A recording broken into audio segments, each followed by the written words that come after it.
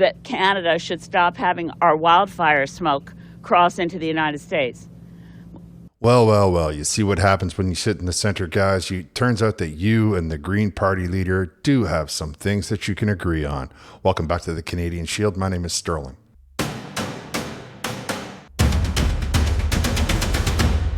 As every Canadian knows, this country is being torn to pieces by, at the root, this green carbon net zero agenda.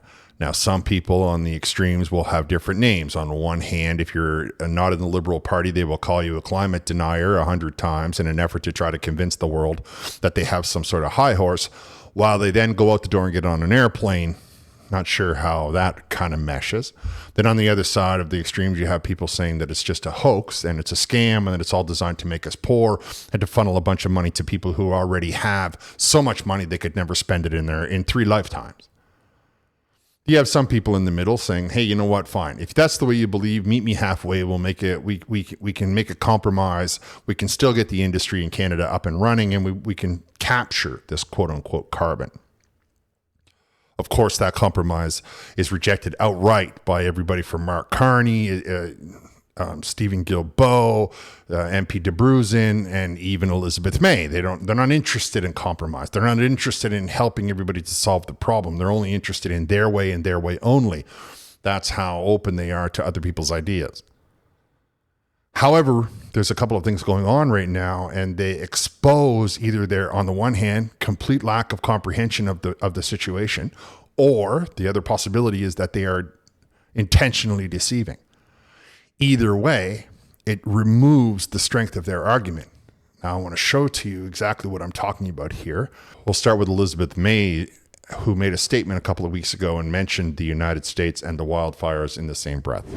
That Canada should stop having our wildfire smoke cross into the United States. Maybe Donald Trump could figure out how to build a wall that stops smoke. In the meantime, it might be an object lesson for him to understand that this is one planet with interconnected atmosphere, interconnected ocean currents, and if we don't fight this together, basically nothing else we're doing makes any sense either. Now, if you understand the personality of someone like Elizabeth May, she thinks she's being very poignant. She thinks she's bringing it home and striking a blow and making a statement that is profound and absolute. And in some ways it is both of those things, profound and absolute, though I am quite certain not in the way that she intended. She said that until that time, he has to understand that we have interconnected atmosphere, interconnected ocean currents, and if we don't work together, then nothing we do matters. I mean, I'm paraphrasing the end there, but you get what she said, and that's roughly what she said. Let's try to hold on to that. I'll say it again. Interconnected atmosphere, interconnected oceans, and if we don't work together, then what we're doing don't make a difference. Interesting. Today, Montreal had some of the worst air quality in the world. Wildfires in the prairies are causing the smoky air and reduced visibility. An Environment Canada warning recommends limiting time spent outdoors. A stagnant air mass is contributing to the intensity of the smoke. So here we can see the corporate media trying to terrify people and scare them into thinking that this is a big thing by trying to claim that it's the worst air, some of the worst air quality in the world. Now, I guarantee you that I have seen many images and many video of Asia, whether it be India or China, with air quality that is so bad, it's near like 80. It's so bad. It's nowhere near what Montreal might be suffering through, which is going to be less than if they took a deep breath at a campfire. However, for the purposes of this video, we need to see that what they're referring to is the smoke has traveled from northern Saskatchewan wildfires across Ontario and is making the air quality poor in the city of Montreal. So Saskatchewan, Manitoba, Ontario, and making the air poor in Montreal. Now, there's just one more little thing to consider before we bring this home and expose once and for all the environmentalists' lack of comprehension and how we as Canadians need to pull ourselves out of this downward spiral based on nothing. Here's an article from the BBC that's talking about air quality in New York City. And, you can see it all. It says it all in the title. Canadian wildfires prompt New York air quality alert. New York, it's got more cars in it than you can shake a stick at.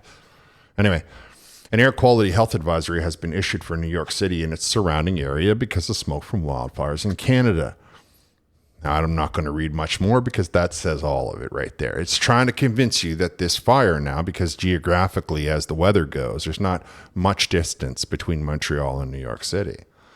Now we have this fire. It's causing smoke in northern Saskatchewan, going across Manitoba, across Ontario, across Quebec, and going into the state of New York.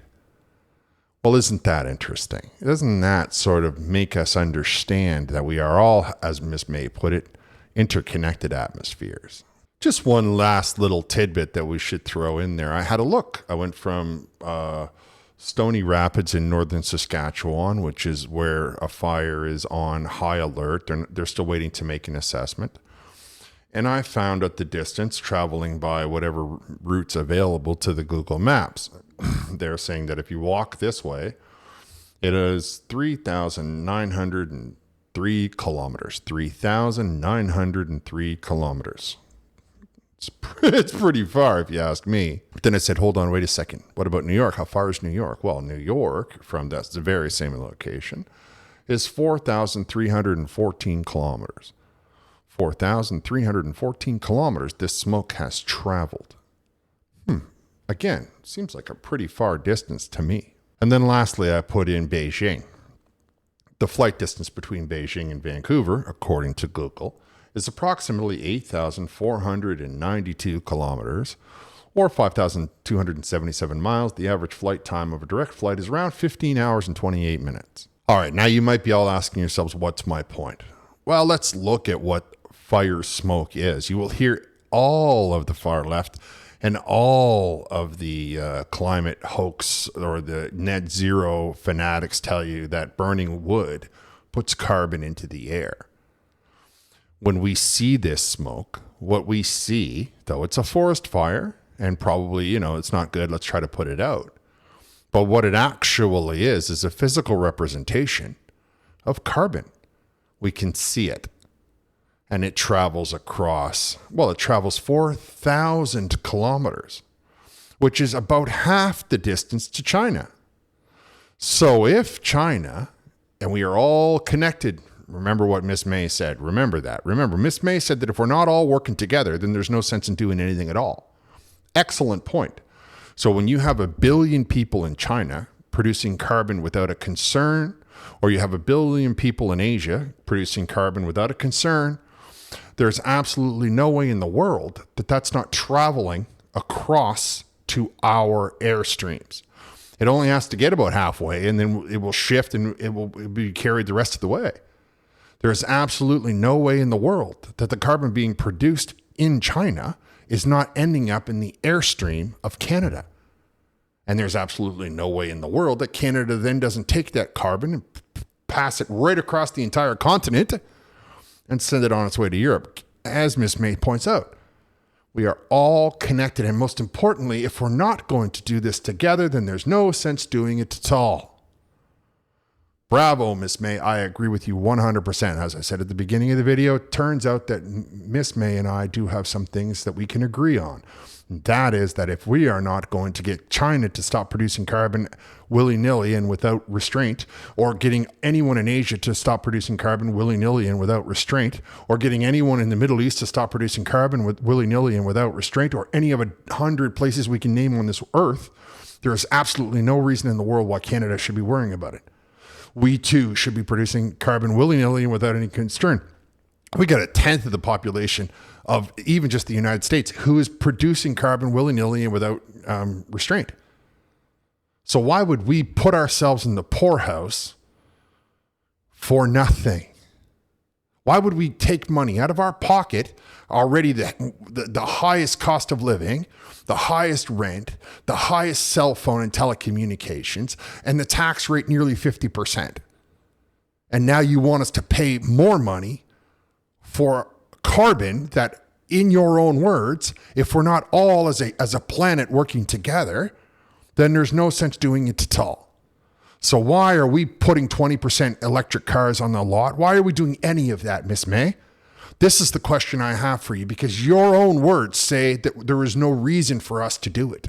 Your own words indicate that there is no way that we can stop smoke going across the border any more than we can stop the carbon coming out of China or out of Asia or out of Japan or any of the particular countries that you want to name. Just pick one.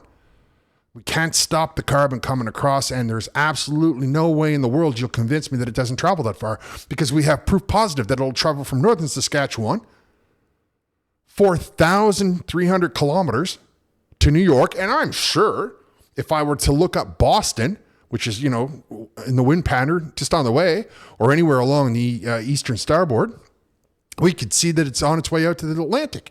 What is that, 5,000 kilometers?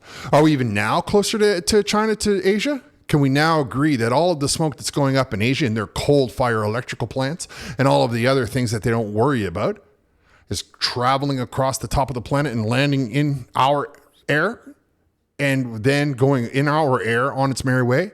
Because as Miss May likes to point out, we are all interconnected. Like she said, there's no sense in doing it unless we are all doing it. And not all of us are doing it. In fact, the more you look, you'll see that only Canada is doing it. And you'll remember when I said she thought she was making a good point, and in a way she was. She just wasn't making the point that she felt she was.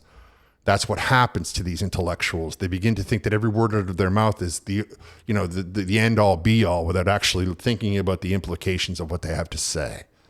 When you look at it, when you think through it, when you listen just a little bit, you understand that either on the one hand, Miss May is nowhere near as clever as she thinks she is, or she's intentionally deceiving us.